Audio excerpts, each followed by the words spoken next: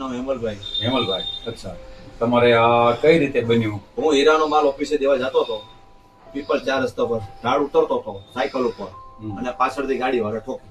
ગાડીવાળો પછી પકડવાનો? ના, નથી પકડ્યો. મારું ધ્યાન જ નહોતું, કારણ કે મારો બેન્ડેજ વળી ગયો ને, એટલે હું પેલો આજુબાજુમાં કોઈ ઊભા નતા? આજુબાજુમાં મને ખાલી આ લોકો સપોર્ટ આપ્યો, આ બધું પબ્લિક જાતું એટલે પકડાયો, પણ ઓલો ગાડી વાળો ગાયબ થઈ ગયો. એટલે મારું ધ્યાન જ નથી કે પાછળથી કોણ કરી ગયું. ને તમારે કમાવામાં અત્યારે? કમાવા હું એક જ છું. બરોબર. મારો પોતાનો શોખીન ખર્ચો બધો હું એક જ કરું. બરોબર. આ લોકો આજુબાજુ વાળા બધા પાડોશી છે, બરોબર. એ લોકો મારી સેવા ચાકરી કરે. બરોબર. એ લોકોને આપણે જમવાનું આપે, 2 ટાઈમ 3 ટાઈમ, સવારે ચા નાસ્તો આપે. બરોબર. પણ આપણે શું છે બધું, એ લોકો એની કે અમે તમારી પાસે, તમે નાના માણસ ગરીબ માણસ છો એટલે તમારી પાસે સમજીને અમે ચાર્જ લેશું એમ. બરોબર. તમારે પરિવારમાં? પરિવારમાં કોઈ નથી, મારા લગ્ન નથી થયા. બરોબર. સમજી ગયા? જે ચોખવટ વાળી વાત છે. ના ના ના, આમાં શું છે, કદાચ કાલ ઓવરટીને શું છે કે તમારા સિવાય બી કોઈ બીજો XYZ તો આપનું જોઈને ફોર્મ જોઈને આજુબાજુમાં ઇન્ક્વાયરી કરવાનો આપણો ખોટો શબ્દ ન હોવો. બરોબર. રાઈટ. એટલે મારો હીરામાં હું અત્યારે લેસરમાં કામ કરું છું, હીરા લેવા દેવા જવાનું કામ કરું છું, અને 12000 રૂપિયા પગાર છે બરોબર. મહિના. બરોબર.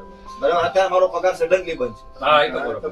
11મા મહિનામાં 10 તારીખે ચાલુ થયું, અને 13 તારીખે મારો એક્સિડન્ટ થયો. બરોબર. આજે જે ચોખવટ વાળી વાત છે, એ સાંજે 6:30 વાગે. બરોબર.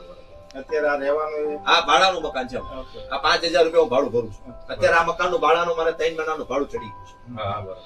એટલે મેં તમને બધું ફોન પર કીધેલું છે. અને અમે આ તમને યુવા શક્તિ ચેરિટેબલ ટ્રસ્ટમાંથી આવીએ છીએ, બરાબર છે? અમે તમને આ મદદ કરી, એના વિશે તમને કેવું લાગ્યું? સરસ લાગ્યું. હા, એમ. એના વિશે તમારે કઈ શબ્દ બે શબ્દ? ના, તમારી જે સેવા ભાવી છે એ સારામાં સારી છે એમ. અને તમે જે અત્યારે બધી તમે સમાજ સેવા કરો છો, બધું વ્યવસ્થિત કરો છો, તો તમારો ખૂબ ખૂબ આભાર. આ ભાઈ તો એમના આ બાજુવાળા પડોશી છે, આપણો દીકરો છે. ત્યાં બાજુમાં જ રહે છે, આપણી સંબંધી અમારા. આ બેન છે ને, મેં 2 મહિના છે. સરસ. એટલે અમે લોહીના સંબંધ નથી, પણ દૂર ત્યાં બેન ભાઈ. હા, એ તો બરાબર.